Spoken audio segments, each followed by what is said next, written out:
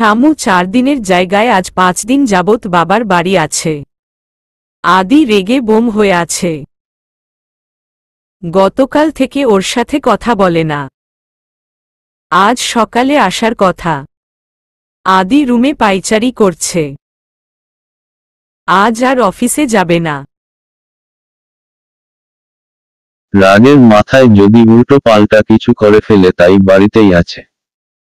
তখনই শামুর ফোন। এ সময়ে শামুর ফোন দেখে চমকে যায় আদি। তাড়াতাড়ি ফোন রিসিভ করে। হ্যালো। শামু নিশ্চুপ। বিষয়টি আদির ঠিক লাগছে না। তারপর চিৎকার করে বলল, কথা বলছো না কেন?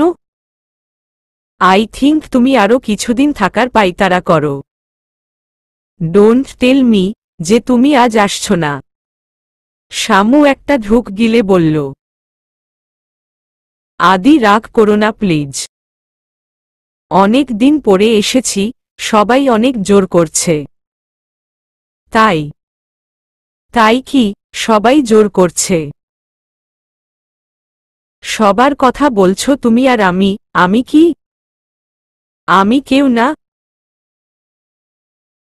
আমার প্রজেক্টের কাজ চলছে, তুমি জানতে আমি কতটা বিজি কাজটা নিয়ে। তবুও তুমি তো মালমতো গেলে, ওকে ফাইন দিয়েছো, ভালো কথা। কিন্তু কি করছো তুমি? তোমার এত থাকার ইচ্ছে তুমি পড়ে যেতে আমাকে নিয়ে, আর কি বলেছিলে পরে আবার যাবে আমাকে নিয়ে, কিন্তু কি করলে তুমি? আদি আমি সরি। প্লিজ আর একদিন আগামীকাল সকালে চলে আসব।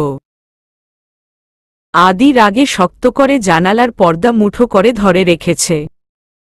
তারপর একটান দিয়ে ছিঁড়ে ফেলে বলল, তোর ডানা গজিয়ে গিয়েছে না?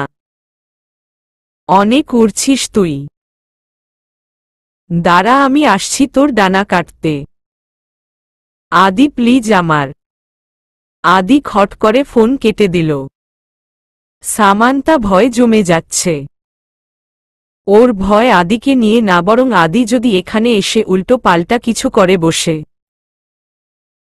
আদি নিচে গিয়ে জানালো কিছুক্ষণ পরই শামুকে আনতে যাচ্ছে। তাই আদির মা যাবার সব ব্যবস্থা করলেন। ছেলে বিয়ের পর প্রথমবার শ্বশুর বাড়ি যাচ্ছে। উপহার, ফল, মিষ্টি প্রয়োজনীয় জিনিসপত্র ব্যবস্থা করে ফেললেন। শামুকে ফোন করে সব বুঝিয়ে দিলেন। শামু নিজে এ বাসায় জানিয়ে দিল আদি আসছে। বাড়িতে জামাই আপ্যায়নের তোড়জোড় ব্যবস্থা চলছে। দুপুর বেলা আদি গিয়ে উপস্থিত। আদি ভিতরে গিয়ে সবার সাথে কুশল বিনিময় পর্ব সারল। শামু শুধু আল্লাহ আল্লাহ করছে। কিন্তু না, আদি সম্পূর্ণ ঠান্ডা। শামু আম্মু বলল, শামু আদিকে উপরে নিয়ে যা। আমি নাস্তা পাঠিয়ে দিচ্ছি। আচ্ছা।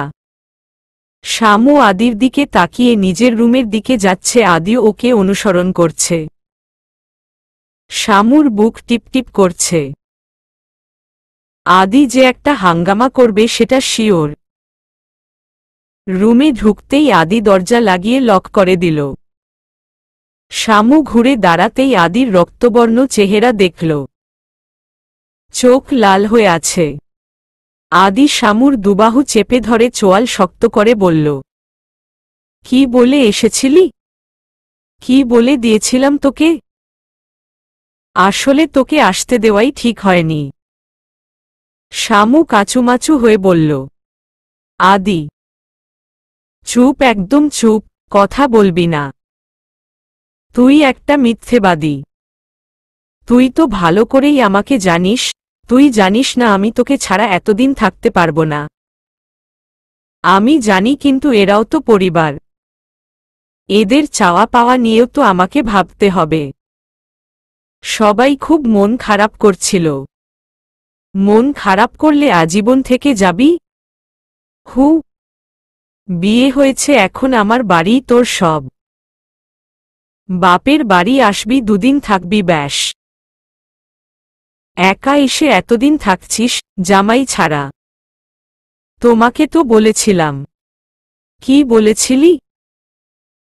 তুই জানতি আমি আসতে পারবো না, কতটা পেরায় আছি, দায়সারা হয়ে বলেছিস। আদি, আমি মন থেকেই বলেছি। আমার এখন এসব জানার দরকার নেই। সন্ধ্যায় আমরা ব্যাক করছি। এখন বাজে 2টা, 6টায় রওনা দিব।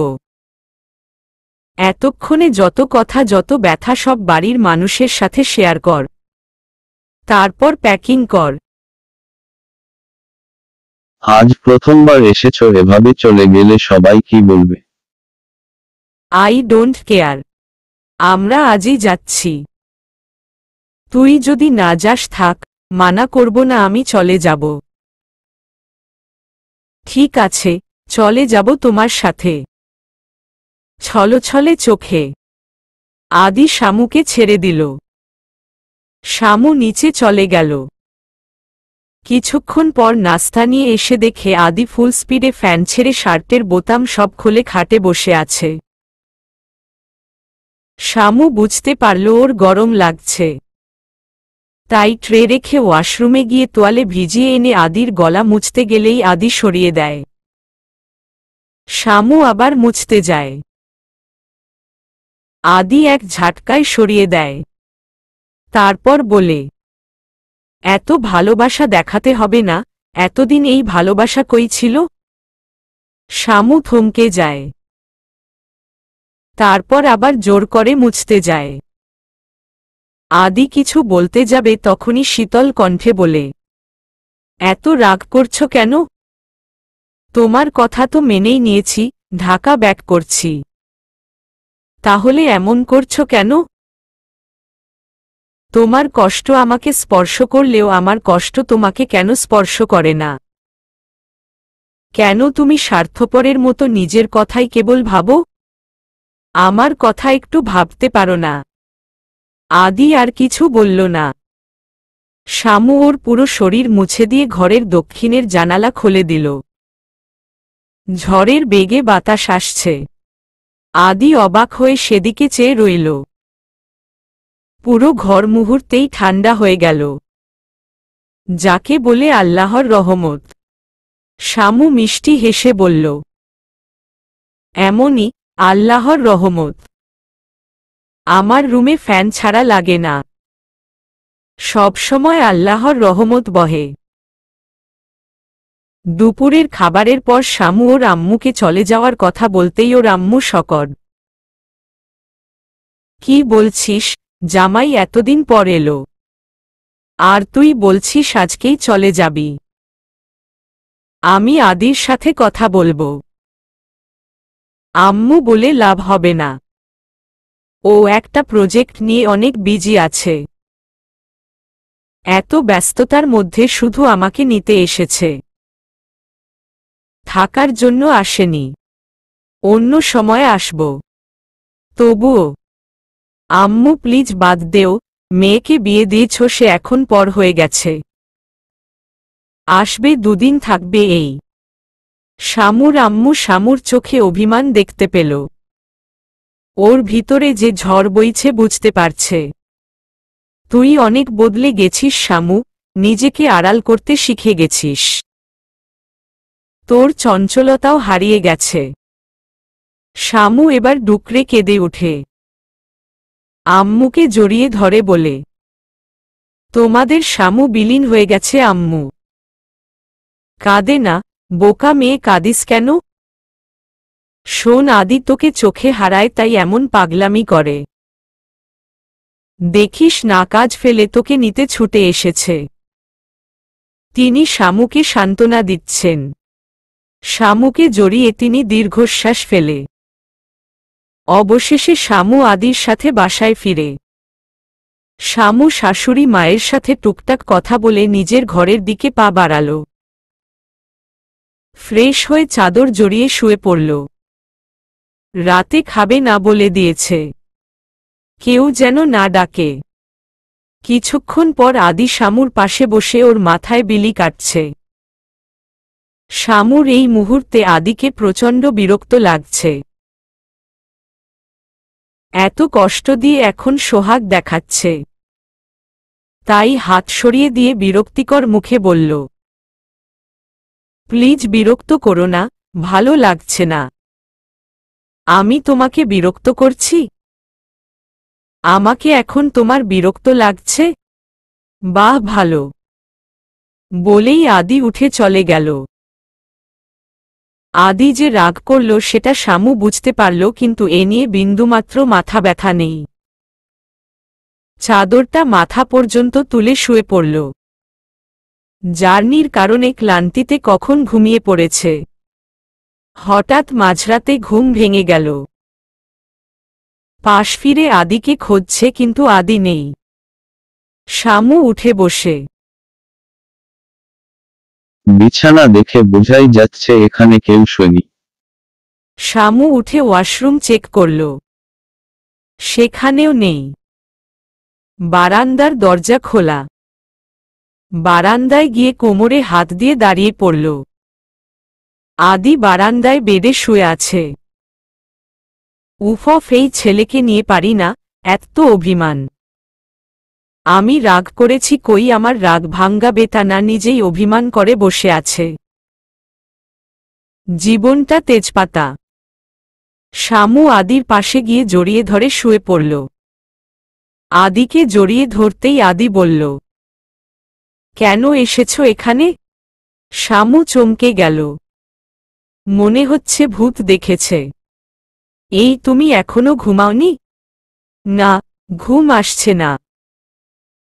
তুমি কেন এসেছ? আমি তো শুধু তোমাকে বিরক্ত করি।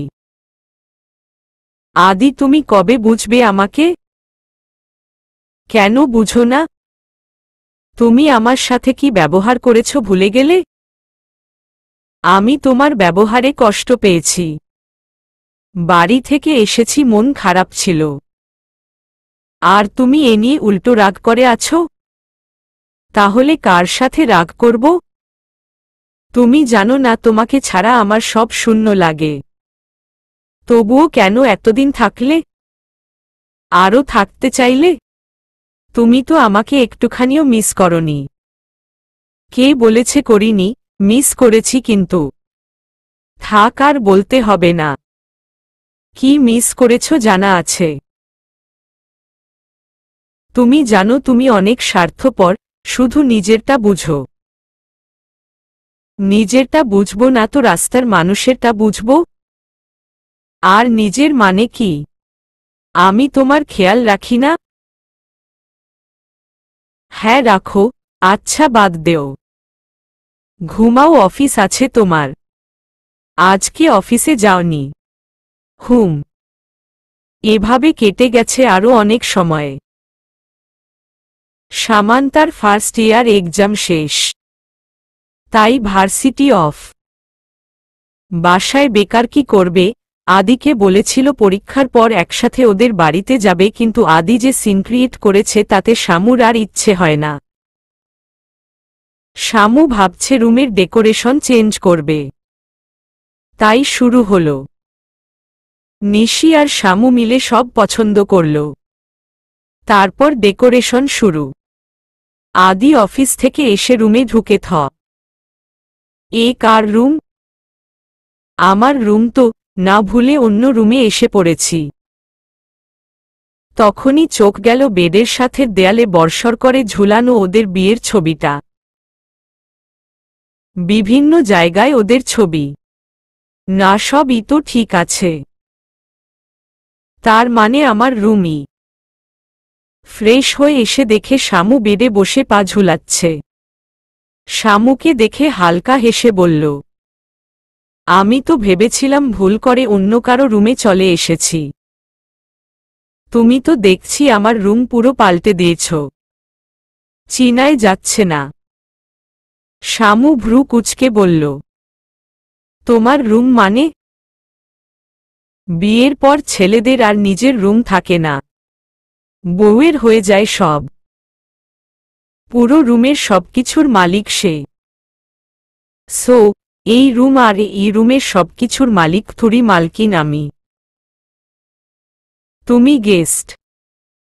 আদি শামুর দুহাত তুলে নিজের সাথে মিশিয়ে বলল, তোমার লজিকে ভুল আছে। মানলাম সবকিছু তোমার, কিন্তু বউটা তো আমার, আর বউয়ের সম্পদ মানে আমার সম্পদ। তাই বউয়ের সাথে এই রুমের ও মালিক আমি। তাই তো এই লজিক আমার মাথায় আগে আসেনি কেন? কারণ তুমি বোকা। হি হি হি হি, তুমি আমাকে যতটা বোকা ভাবো জনাব, আমি ততটা বোকা নই। প্রুফ চাও? ওয়েট। এই ধরো, তুমি বাইরে যেমন ভিতরে অন্য রকম।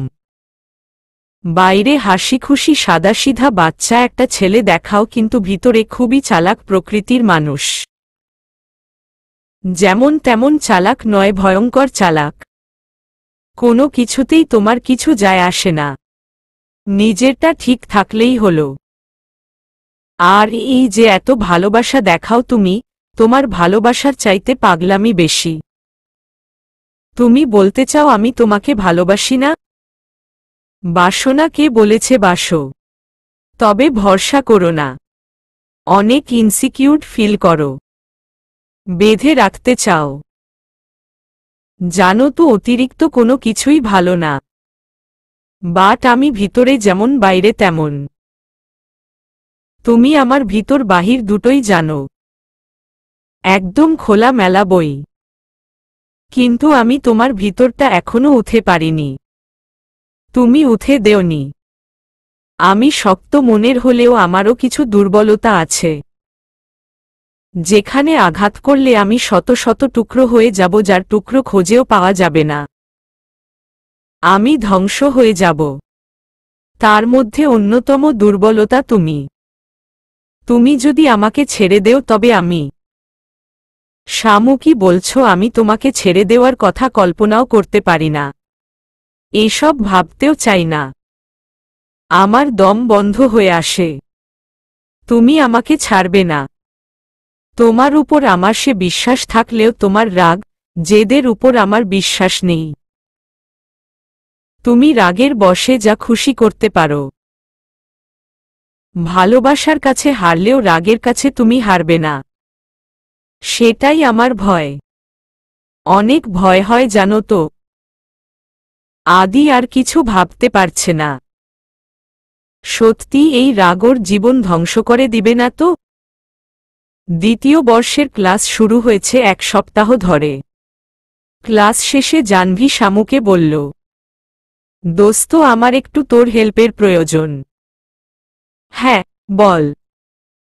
আম্মুর জন্য ওষুধ নিতে হবে, কিন্তু ওষুধটা এখানে পাওয়া যায় না, কিছুটা দূরে যেতে হবে।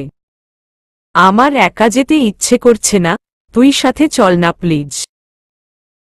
কিন্তু আমাকে তো এখন বাসায় যেতে হবে, ওষুধটা আমার নিতেই হবে, খুব দরকার। প্লিজ চল। শামু কিছুক্ষণ ভেবে বলল, ঠিক আছে চল। ওদের গাড়ি একটা বিল্ডিংয়ের সামনে এসে থামল। এখানে ফার্মেসি আছে বলে মনে হচ্ছে না, তাই শামু জাহ্নবীকে জিজ্ঞেস করল, ওই কোথায় এসেছিস? এখানে কি ওষুধ পাওয়া যাবে? হুম, এখানেই পাওয়া যাবে, চল। কিছুক্ষণ ইতস্তত করে শামুর ইচ্ছে না থাকা সত্ত্বেও বন্ধুর মন রাখতে যাচ্ছে। দুতলা বিল্ডিংয়ে উঠে কাচের একটা বড় গেট দেখতে পেল। সেখানে একজন ওয়াচম্যান দাঁড়িয়ে আছে। শামু জাহ্নবীকে ফিসফিস করে বলল, ওই এখানে কি? এখানেই পাওয়া যাবে, না পেলে আমি শেষ। তুই ভয় পাস না। শামু কিছুই বুঝতে পারছে না। জাহ্নবী একটা কার্ড বের করে ওয়াচম্যানকে দেখাতেই ওদের ঢুকতে দিল। ভিতরে ঢুকে কিছুটা জায়গা ফাঁকা, তারপর দেখল কিছুটা শোরগোল শোনা যাচ্ছে।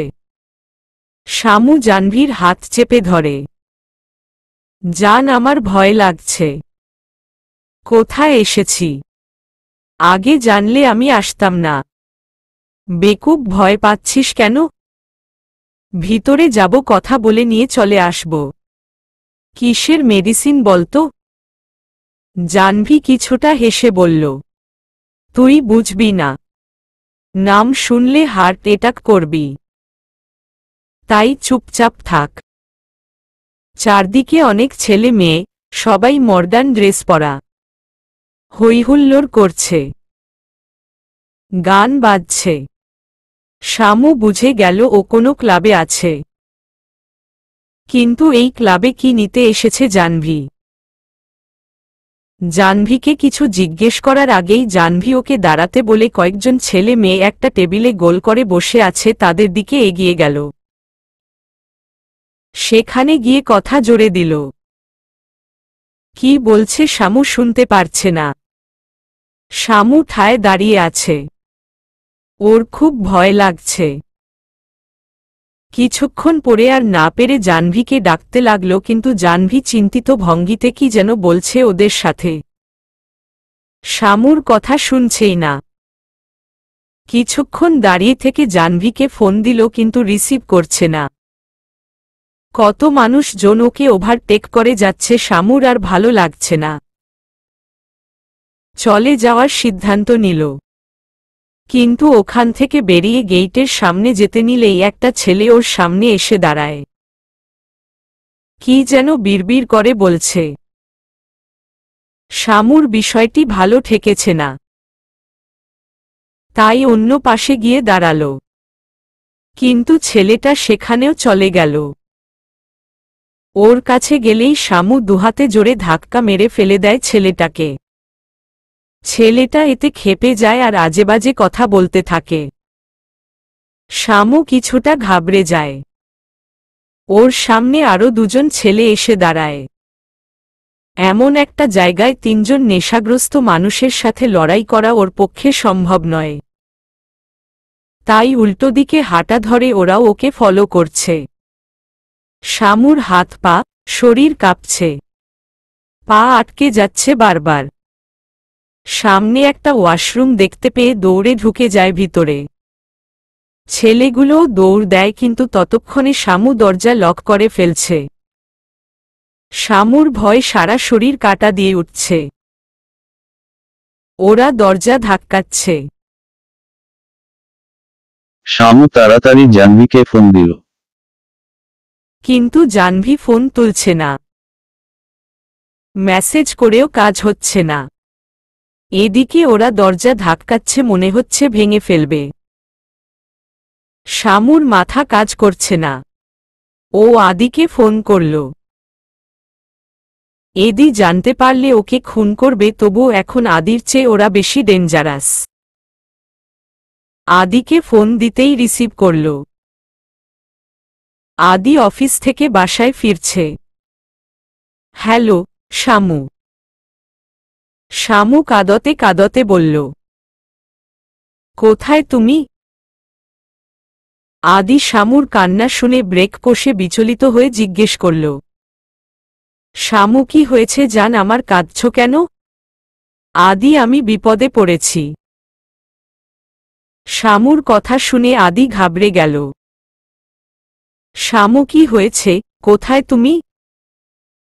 তুমি কি ভার্সিটিতে না রাস্তায়? Tell me they meet. Shamu কান্না করতে করতে বলল, আমি জানি না কোথায় আছি। জাহ্নবী আমাকে ওষুধ কিনার কথা বলে একটা ক্লাবে নিয়ে এসেছে। আমি যখন দেখলাম এটা ক্লাব, আমি ওকে রেখে একাই চলে আসছিলাম। তখন কয়েকটা ছেলে আমার পিছু নেয়। অজানা ভয়ে আদির হাত পা কাঁপতে শুরু করে। ছে লে। হ্যাঁ, আমি ওয়াশরুমে দরজা লক করে আছি। ওরা বাইরে। আমার খুব ভয় করছে। শামু রিল্যাক্স, ভয় পেও না। আগে বলো কিভাবে ওখানে গিয়েছ, জায়গাটা কোথায়? আমি আসছি। ড্রাইভারকে নিয়ে এসেছি। মেইন রোডের সামনে 5তলা বিল্ডিংয়ের 2 তলায়। আচ্ছা, আমি ড্রাইভারের কাছ থেকে ঠিকানা নিচ্ছি। তুমি ফোন কাটবে না। আচ্ছা, তুমি তাড়াতাড়ি এসো। আদি ড্রাইভারের কাছ থেকে ঠিকানা নিয়ে রকেটের গতিতে গাড়ি চালাচ্ছে।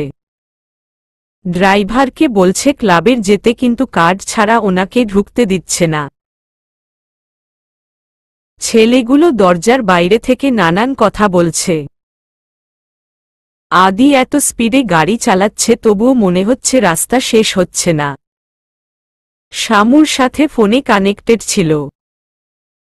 বিল্ডিংয়ের সামনে গাড়ি থামিয়ে দৌড়ে দোতলায় উঠে গেল। গেইটের সামনে গিয়ে ওয়াচম্যানকে সজোরে ধাক্কা মেরে ভিতরে ঢুকে গেল। শামু, আমি ক্লাবে এসে পড়েছি। ভয় পেও না। কোন দিকে আছো সেটা বলো। শামুর ভয় পুরোপুরি কেটে গেছে। ও আদিকে সবটা বলল। আদি ওয়াশরুমের বাইরে তিনজন ছেলে দেখতে ওদেরকে হালকা ধোলাই দিয়ে শামুকে বলল, আমি দরজার বাইরে, বাইরে এসো। শামু আস্তে আস্তে দরজা খুলে আদিকে দেখে দৌড়ে বের হয়ে এসে আদিকে ঝাপটে ধরে। শামুর সারা শরীর কাঁপছে। আদি ভয়, চিন্তায় ঘেমে একাকার। ও শামুকে ধরে মাথায় চুমু খেয়ে বলল, ভয় পেও না, আমি এসে গেছি জান। তারপর সোজা করে দাঁড় করিয়ে ছেলেগুলোকে দেখিয়ে বলল, এরা? শামু হ্যাঁ বলল। আদি শামুকে ছাড়িয়ে ওদের একজনকে ধরে কাচের টেবিলে মাথা বাড়ি দিল। সাথে সাথেই ছেলেটা রক্তাক্ত মাথা নিয়ে মেঝেতে পড়ে গেল।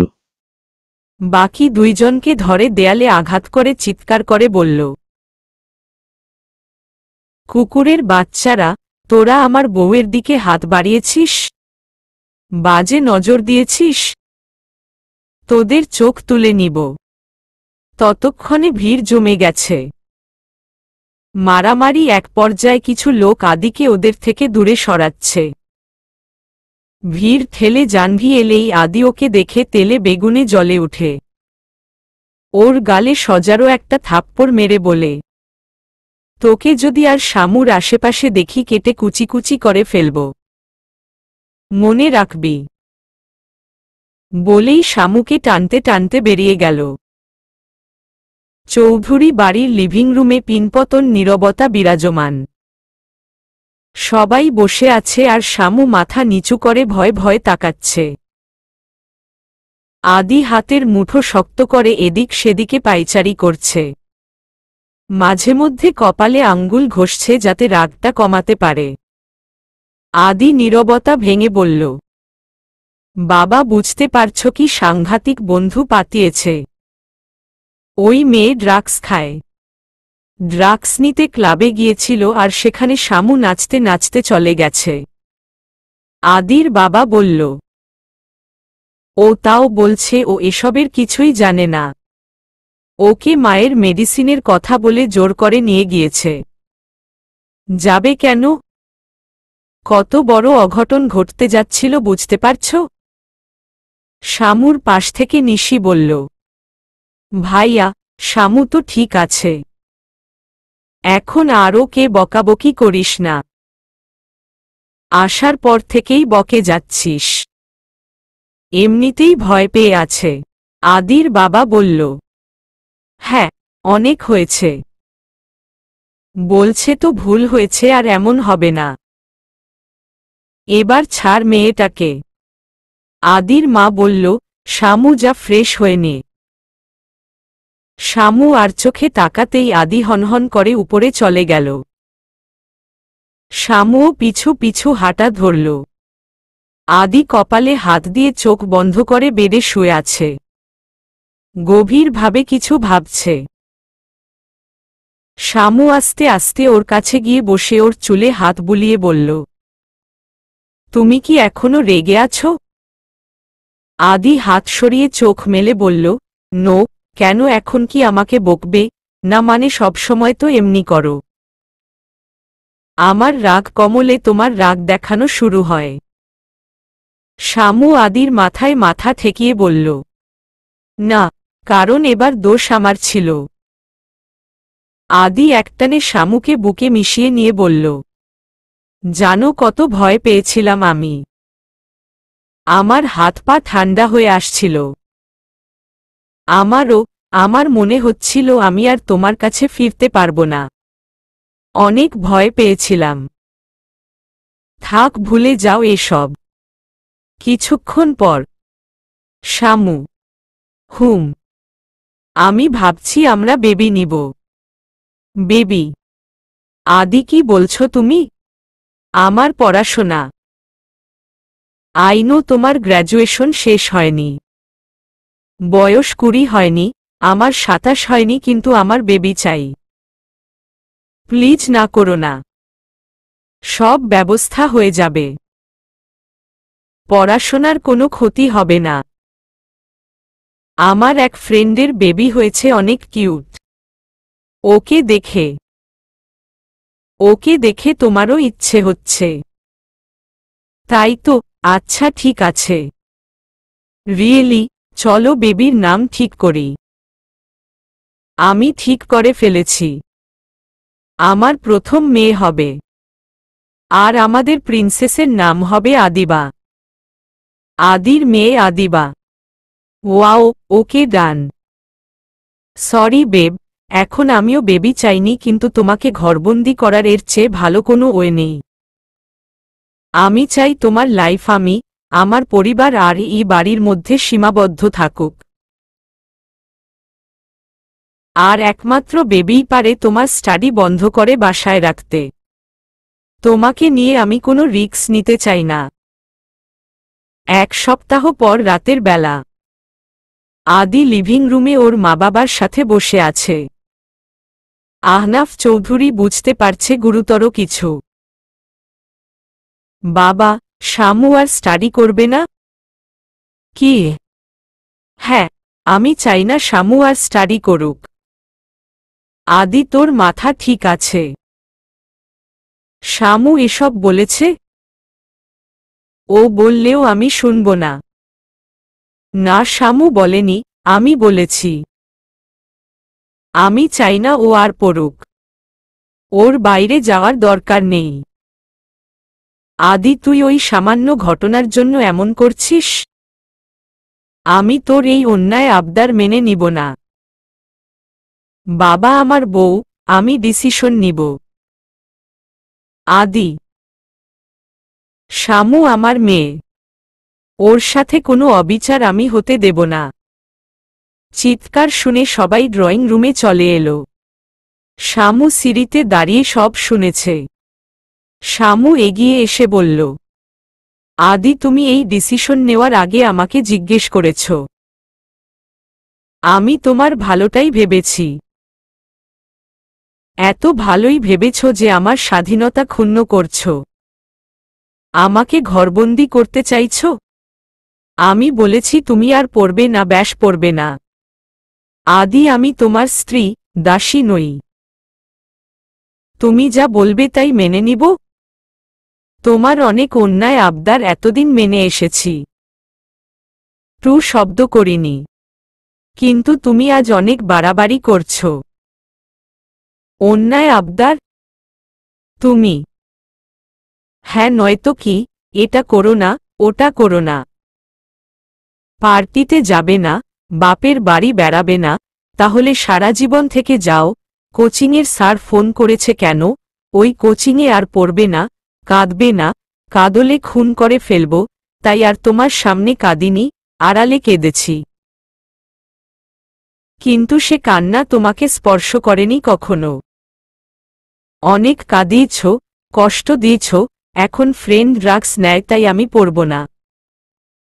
তোমার কথা মতো উঠছি বসছি, তুমি কি করেছ? আর হ্যাঁ, বেবি, ওই সব বানানো গল্প, তাই না আদি? আর কত এভাবে আমাকে বোকা বানাবে? কেন আদি, কেন? তুমি আমার অস্তিত্বের বিলীন করে দিয়েছ দিনের পর দিন। আমি আর পারছি না। আদি, তুমি আর কত আমার সাথে এমন করবে? কাঁদতে কাঁদতে সবাই শামুর কথা শুনে স্তব্ধ। আদি শামুর সাথে এসব করেছে, এত অন্যায় করেছে, কেউ কিচ্ছু জানে না। আদি বাবা ক্ষেপে উঠলেন। আদি, তুই দিনের পর দিন মেয়েটাকে এভাবে কষ্ট দিয়েছিস?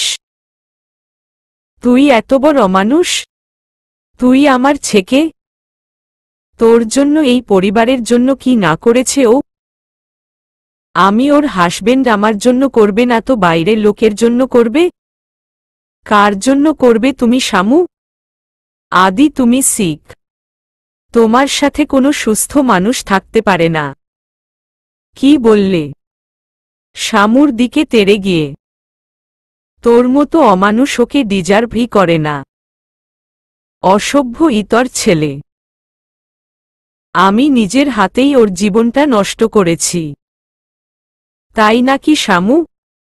শামুর দিকে তাকিয়ে শামু মাথা নিচু করে রেখেছে। আদি চিৎকার করে উঠল, কথা বলো শামু। শামুরও প্রচণ্ড রাগ উঠে গেল। কি বলবো? কি শুনতে চাও? তুমি আমার বিশ্বাস ভালোবাসা নিয়ে খেলা করেছ। তোমার সাথে কি করে থাকবো আমি, যেখানে আমার ইচ্ছে অনিচ্ছার কোনো মূল্য নেই তোমার কাছে? সারা জীবন কি করবে আমার সাথে তা আর বুঝতে বাকি নেই।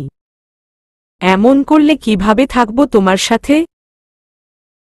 আদির মাথা গরম হয়ে গেল। কপালের রগ ফুটে উঠেছে।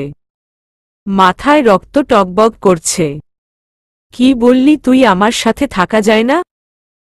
বলেই শামুর গালে সর্বশক্তি দিয়ে থাপ্পড় মারল।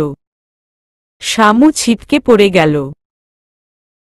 নিশি ওকে তুলে দাঁড় করাল।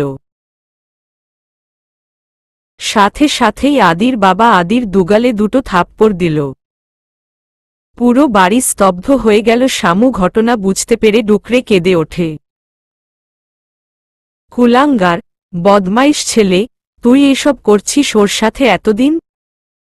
তোর সাহস দেখে আমি অবাক হয়ে যাই, আমার সামনে এভাবে তুই শামুর গায়ে হাত তুললি?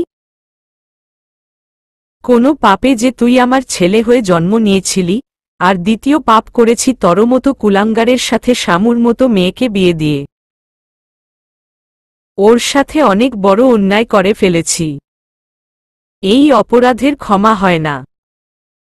দূর হয়ে যা আমার সামনে থেকে। আদি শামুর দিকে বিস্ফোরিত চোখে একবার চেয়ে উপরে চলে গেল।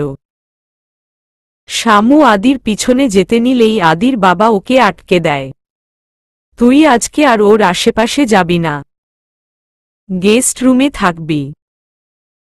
আর পারলে আমাকে ক্ষমা করিস। বলেই তিনি চোখের কোণে পানি মুছে নিজের রুমে চলে গেলেন।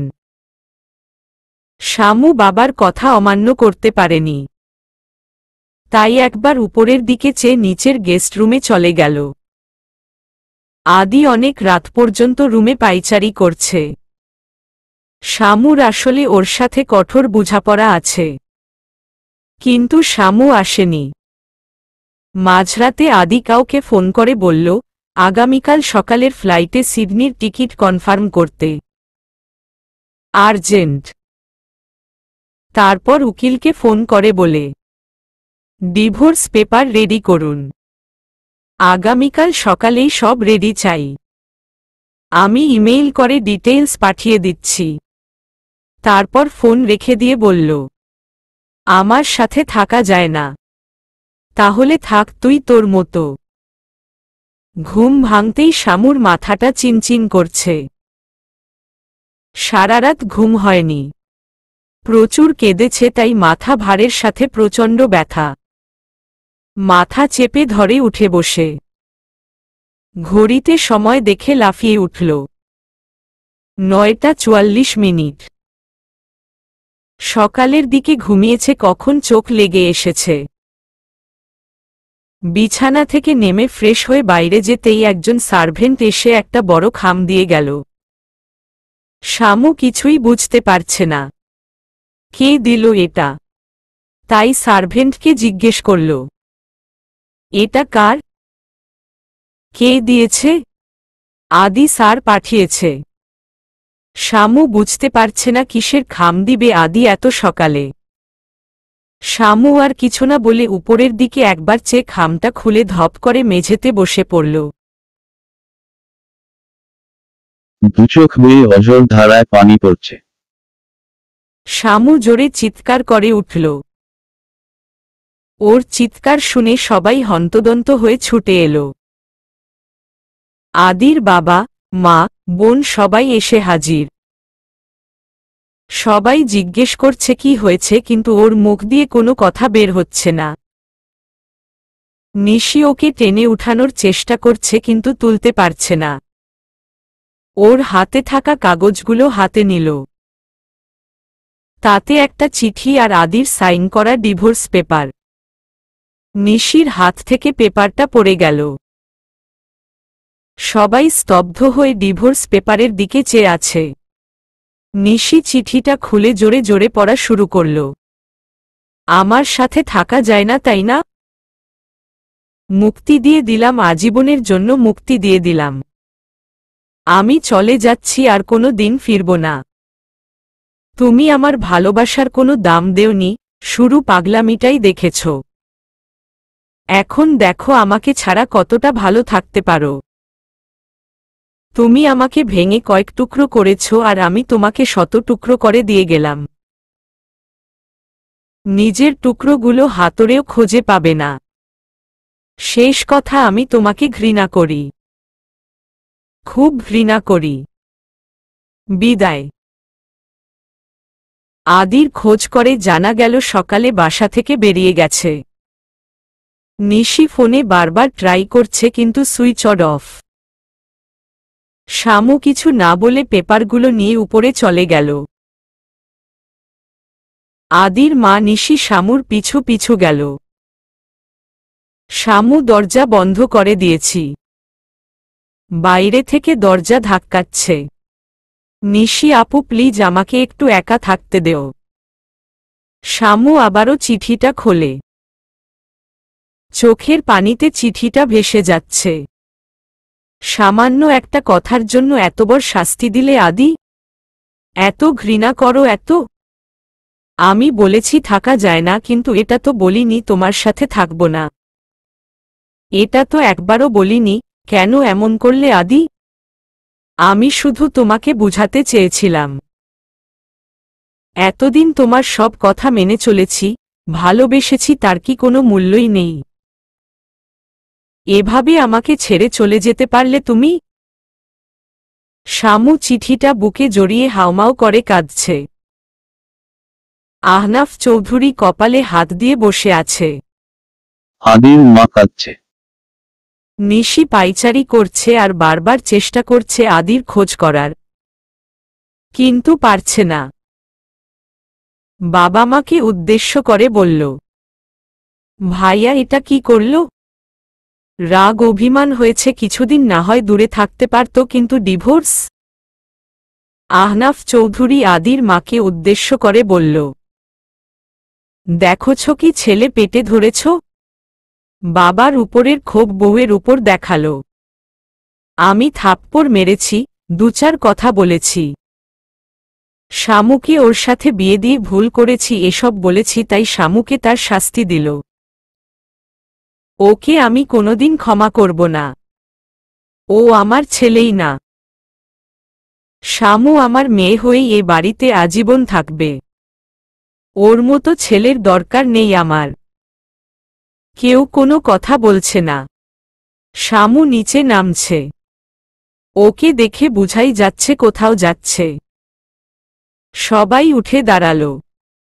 শামু কোথাও যাচ্ছিস? শামু শুকনো মুখে বলল, আমি চলে যাচ্ছি বাবা। সবাই ওর কথা শুনে হতবাক।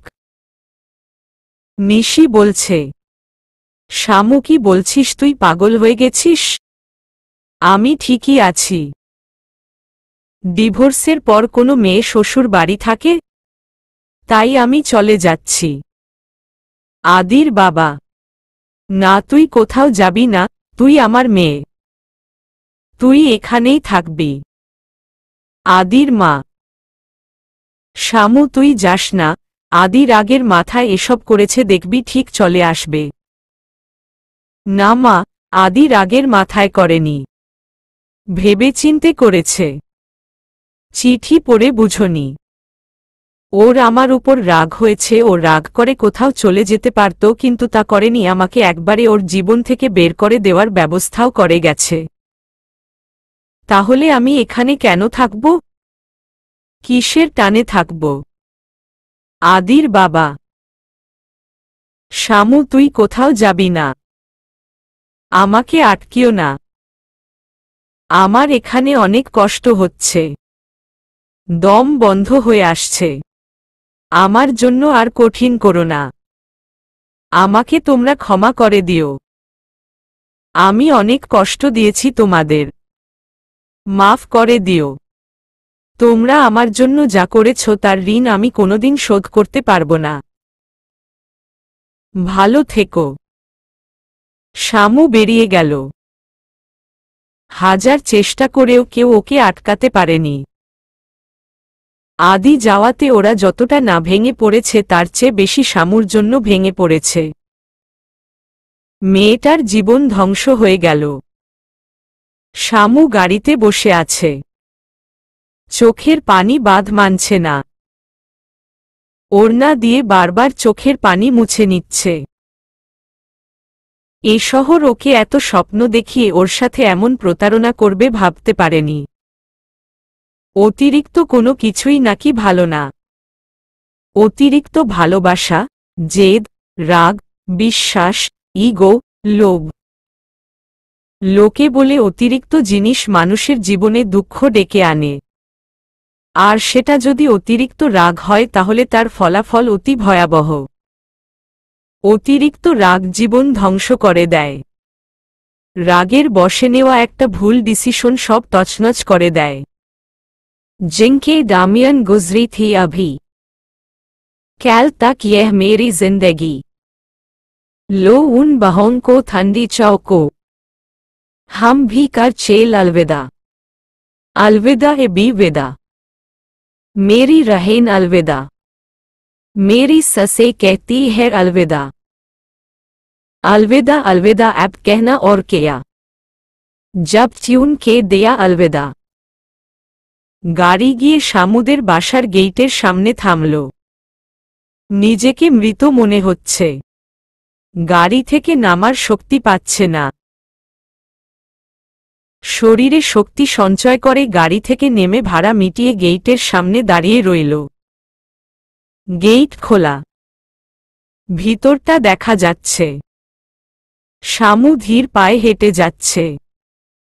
যেন বোধ নেই। রোবটের মতো এগিয়ে চলেছে। মেইন ডোরের সামনে গিয়ে বেল বাজিয়ে দেয়ালে হেলান দিয়ে দাঁড়িয়ে রইল। শামুর আম্মু এসে দরজা খোলে শামুকে দেয়ালের সাথে হেলান দেওয়া অবস্থায় দেখে।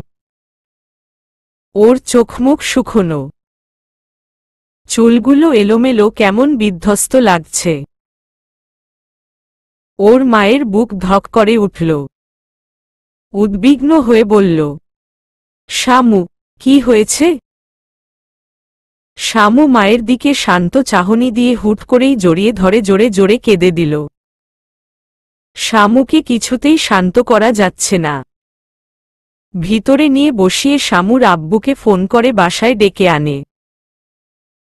সবাই মিলে অনেক চেষ্টা করেও কোনো কথা বের করতে পারেনি। কেঁদেই যাচ্ছে। শামুর বাবা উপায় না দেখে আহনাফ চৌধুরীকে ফোন করে।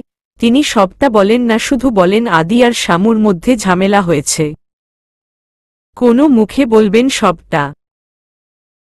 তাই এটুকুই বলেন। রাতের বেলা শামু নিজের ঘরে বসে বাবা মাকে সবটা খুলে বলে। আদি ওকে চিরদিনের মতো ছেড়ে চলে গেছে, আর ফিরবে না। শামুও আর ও বাড়ি ফিরবে না, সব জানায়।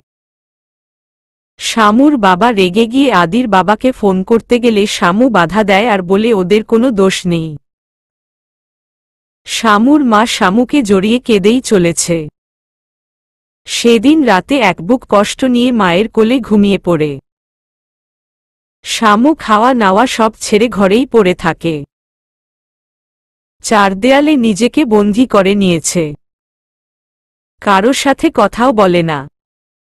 সারাদিন রাত কেঁদেই চলেছে। 1 সপ্তাহ পর ভোরবেলা আজানের শব্দে শামুর ঘুম ভেঙে যায়। বিছানা ছেড়ে গোসল করে ফ্রেশ হয়ে নামাজে দাঁড়ায়। আজ থেকে নতুন ভোরের শুরু। নামাজ শেষ করে মোনাজাত ধরে। সেখানে তার মনের গোপন বাসনাগুলো আল্লাহর দরবারে পেশ করে। নামাজ শেষে ছাদে যায়।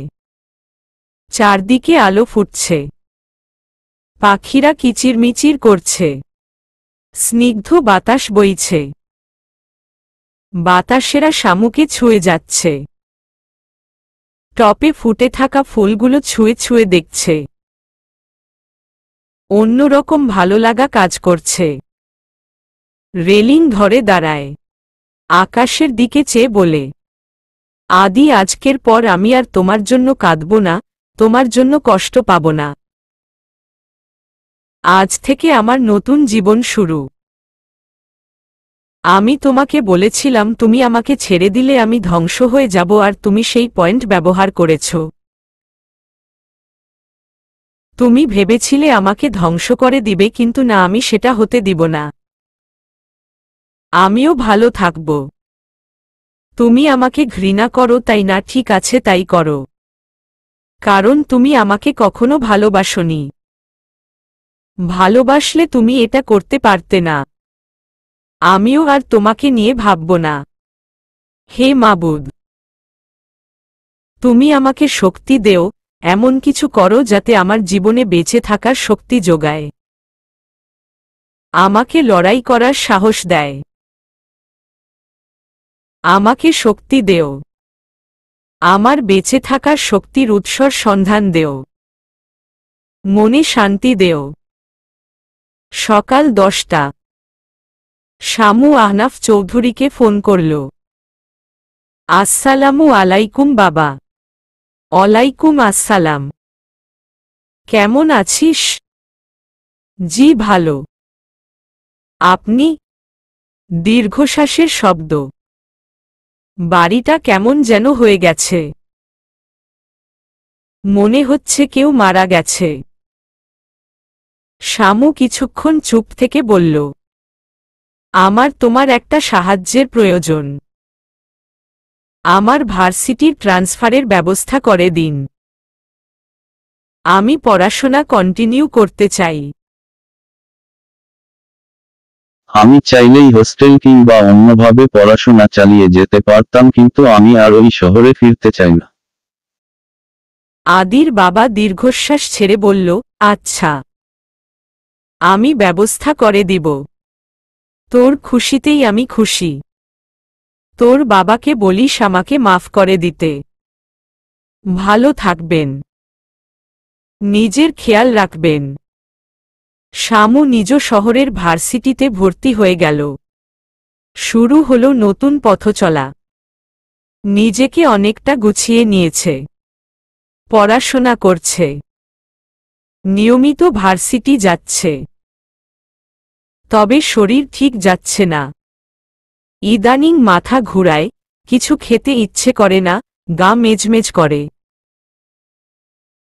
শরীর অনেক ফুরবল লাগে। শুধু ঘুম পায়। ডিভোর্স পেপার খুব যত্নে রেখেছে।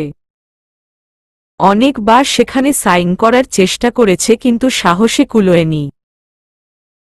কিসের যেন একটা বাধা আসে বারবার। কিসের যেন টান, বারবার এই টান উপেক্ষা করতে চাইলেও পারে না। শরীর ভালো না লাগায় ভার্সিটি থেকে বাড়িতে চলে এসেছে। শরীর অনেক ফুরবল লাগছে। কলিং বেল বাজিয়েই ধপাস করে পড়ে গেল। শামুর মা দরজা খোলে। এভাবে শামুকে পড়ে থাকতে দেখে ভয় পেয়ে চিৎকার করে উঠল। সিডনি রাতের বেলা। আদি নাইট ক্লাবে বসে বসে মদ খাচ্ছে। নেশায় পুরো টুইটুম্বুর। পকেট থেকে ফোন বের করে শামুর একটা ছবি বের করে বলে, I hate you Shamu, hate you, hate you. তারপর নেশায় ঢলে পড়ে। শামু নিজের ঘরের বিছানায় শুয়ে আছে। পাশেই ওর আম্মু, আব্বু, সামির আর একজন ডাক্তার বসে আছে। তিনি শামুকে চেক আপ করছে। গুরুগম্ভীর অবস্থা। শামুর বাবাকে উদ্দেশ্য করে বলল, উনি মা হতে চলেছেন। পুরো ঘরে পিনপতন নীরবতা। শামুর চোখে পানি ছলছল করছে। আল্লাহ ওর দিকে মুখ তুলে চেয়েছেন। ওর জীবনে বেঁচে থাকার শক্তি পাঠিয়েছে। ওর সানসাইন, ওর বেবি, যে ওকে বেঁচে থাকার শক্তি দিবে, লড়াই করার সাহস যোগাবে।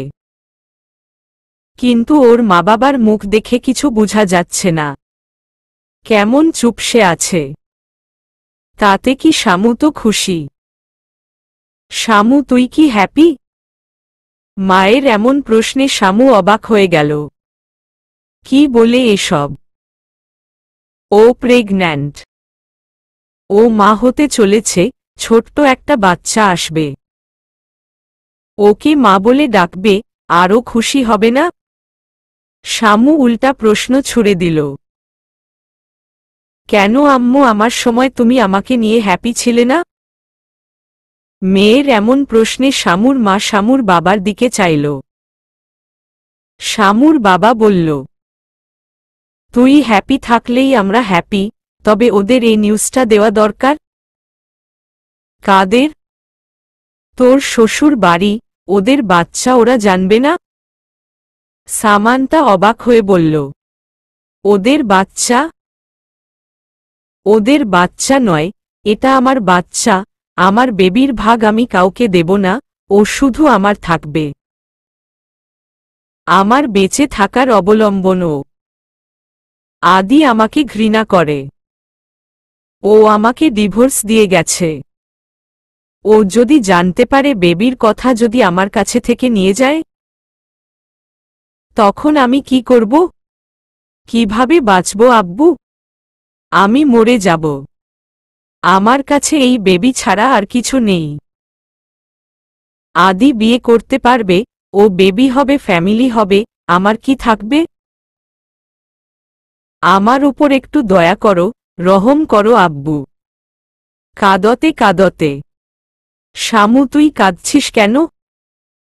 কাঁদিস না, আমরা তো বেবির কথা ভেবেই বলেছি। আমার কথা কেন ভাবছ না? বেবিকে ওরা কিছুতেই এখানে রাখতে চাইবে না। আর আমি না ওখানে যেতে পারব। আমি আমার বেবিকে নিয়ে বাঁচতে চাই। ওকে আমি মানুষ করব। ও বড় হলে, যখন বুঝের হবে, তখন যদি ওর বাবার কাছে যেতে চায় তাহলে আমি মানা করব না।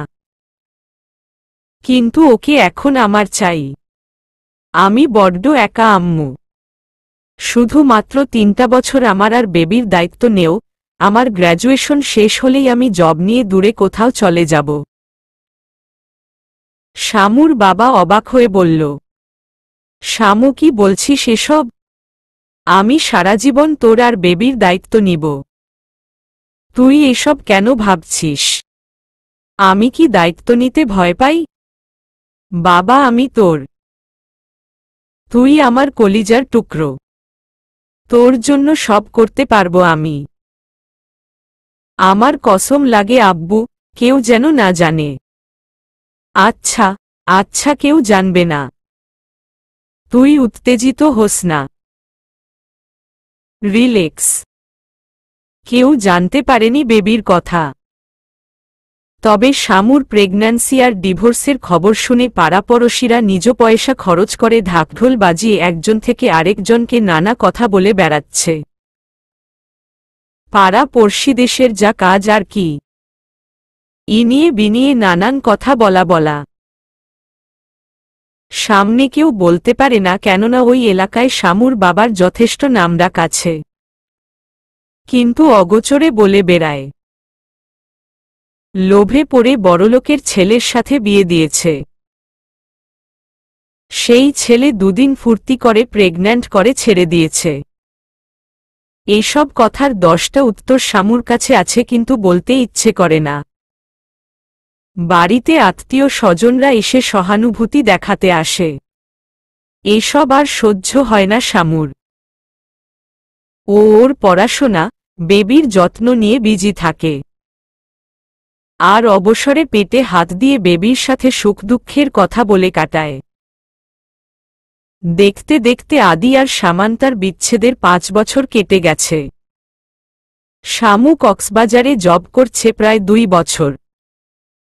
সেখানে ওর বড় মামা বড় মাপের একজন ব্যবসায়ী। অনেক নামিদামি মানুষের সাথে উঠাবসা। তাই সেখানে ভালো একটা চাকরির জন্য বেশি কষ্ট করতে হয়নি। ভালো বেতনে চাকরি, অফিস থেকে থাকার জন্য একটা বাংলো, গাড়ি পেয়েছে। সেখানেই তার সানশাইনকে নিয়ে থাকে। জরিনা খালা শামুর অনুপস্থিতিতে শামুর মেয়ের দেখাশোনা করে, যে কিনা শামুদের বাসায় কাজ করত। তার ছেলে মেয়ে কেউ নেই। তিনি 2 বছর আগে কক্সবাজারে শামুর সাথে এসেছে। সামিরও বড় হয়ে গেছে, ভার্সিটিতে পড়ে। মাসের বেশিরভাগ সময় শামুর ওখানে থাকে। সব মিলিয়ে শামু বেশ ভালো আছে। ও চেয়েছিল নিজের চেনা শহর থেকে দূরে থাকতে, তাই হয়েছে। শামুর বাবা মা ও বাধা দেয়নি। তারাও চান তাদের মেয়ে, নাতনি ভালো থাকুক। শামু মেয়েকে 3 মাস হল স্কুলে ভর্তি করেছে। মেয়ের বয়স 4 বছর হলেও কথাবার্তা, চালচলন 7 বছরের বাচ্চাদের মতো। শামু ওকে ওভাবেই তৈরি করেছে। বেশ দুষ্ট হয়েছে। দেখতে হবে তো মেয়েটা কার। 2 বজ্জাতের শামু আর আদির। রাতের বেলা শামু মেয়েকে পড়াতে বসেছে। বাবুই বলো তো, what is your name? Princess, Sunshine, বাবুই, আদু, ঝুঁটি নাড়িয়ে। শামুর কপালে হাত। হায়রে মেয়ে, কি বলে? নিজেকে সামলে মেয়েকে বলে। নাম জিজ্ঞেস করলে এসব বললে মিস তোমাকে রসগোল্লা দিবে, বুঝেছ? হি হি, তাহলে তো ভালো হবে মাম্মা। আমি খেয়ে ফেলব। উফ অফ, ঠিক করে বলবে, নয়তো মার খাবে। আমি কিন্তু রেগে যাচ্ছি। মাথা ঝুলিয়ে সায় জানালো, my name is Adiba Sajanta Chowdhury. এই তো good girl. What is your mother name? My mother name is Samantha Sehnuj. What is your father name? My father name is Adil Chowdhury. Samantha দীর্ঘশ্বাস ছাড়ল। ওর পড়াতে ভালো লাগছে না। তারপর বলল, বেবি তোমার ছুটি, চলো কার্টুন দেখবে। মেয়েকে কার্টুন ছেড়ে দিয়ে আলমারি থেকে ডিভোর্স পেপার বের করল। আর সেই চিঠি। চিঠিটা আরেকবার পড়ল। এত বছরে কতবার পড়েছে হিসেব নেই। পেন হাতে নিল সাইন করার জন্য। পেন বসানোর সাথে সাথেই হাতটা কেঁপে উঠল। তারপর পেন ছুঁড়ে ফেলে দিয়ে বলছে, হুয়াই, হুয়াই। এতবার চেষ্টা করেও কেন সামান্য একটা সাইন করতে পারি না? কেন পারি না? কেন আমি আমার জীবন থেকে তোমাকে বাদ দিতে পারি না?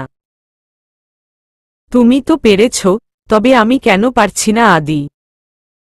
টেল মি। রাতে আদিবাকে ঘুম পাড়িয়ে বারান্দায় গিয়ে দাঁড়াল। আকাশে দিকে চেয়ে দীর্ঘশ্বাস ফেলল। আকাশে চাঁদ নেই। তারারা ঝিকঝিক করছে। আকাশে কোনো মেঘ নেই। শুভ্র সুন্দর আকাশ।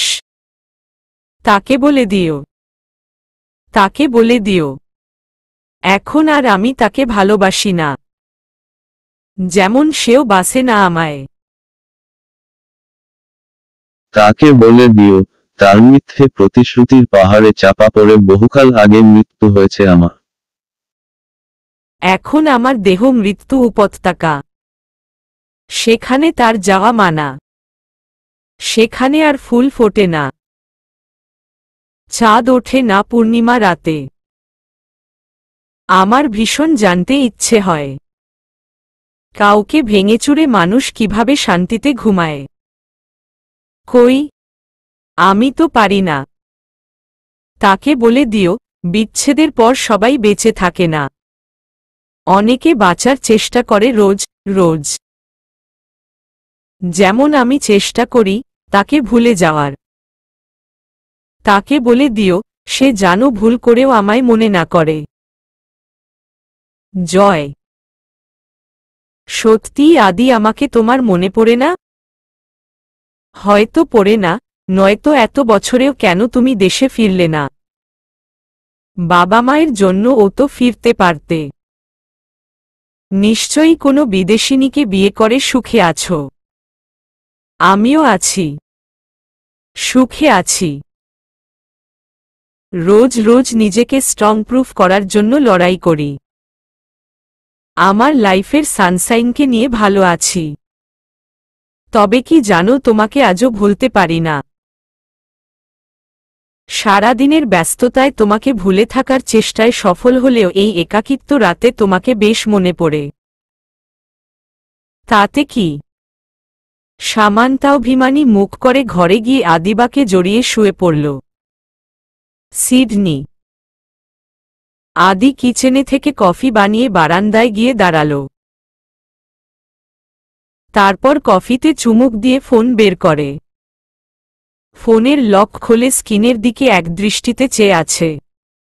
সেখানে সামান্তার হাস্যোজ্জ্বল একটা ছবি। ফোনের স্ক্রিনে আলতো করে ঠোঁট ছোঁয়াল। কেমন আছো শামু? নিশ্চয়ই ভালো। আমি চাই তুমি ভালো থাকো। আমি প্রতি প্রার্থনায় সে দোয়াই করি। কি করছো? ও এখন তো ওখানে গভীর রাত। নিশ্চয়ই কারো বুকে শান্তিতে ঘুমাচ্ছ। কিন্তু কি জানো, আমার ঘুম হয় না। একটা রাতও ঘুমাতে পারি না। তুমি বলতে না আমি বড্ড ঘুমকাতুরে। কিন্তু এখন আমার ঘুম দেখলে নির্ঘাত হার্ট অ্যাটাক করতে। মদেও নেশা হয় না, তাই মদ ছেড়ে দিয়েছি বহুকাল আগে। কেমন যেন হয়ে গেছি। দেখলে অবাকের উপর অবাক হতে। নিশির কাছে শুনেছি তুমি তোমার লাইফে ভালো আছো, খুশি আছো। পড়াশোনা শেষ করে জব করছো। আমার শহরের সাথে সাথে নিজ শহরও নাকি ছেড়ে দিয়েছ।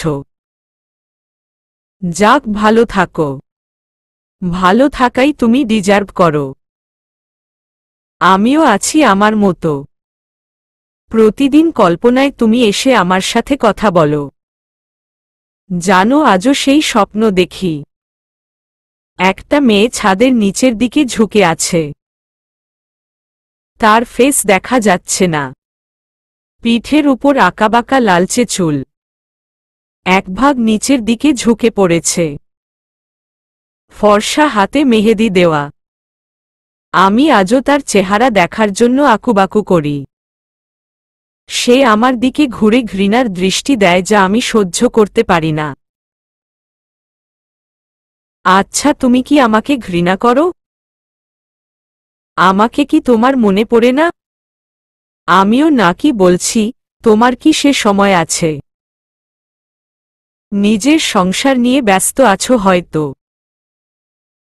আমি ভেবেছিলাম আমি তোমাকে ঘৃণা করে আজীবন বাঁচতে পারবো, কিন্তু কি জানো, সে ঘৃণার মেয়াদ বছরখানেক ছিল।